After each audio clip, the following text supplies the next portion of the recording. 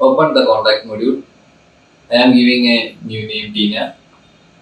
You have to see tax ID. That's no value is added to tax ID.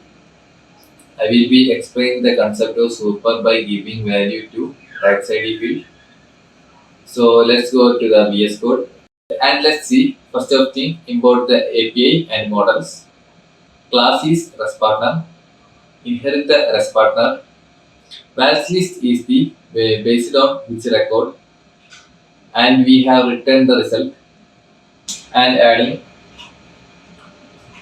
for writing result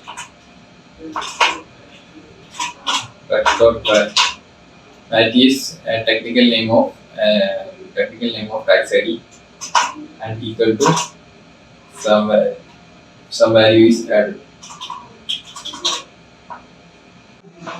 and run the code. Go back the UI, create a new record and add a name and save. You have to see add the value tax ID. So this is how to super create function.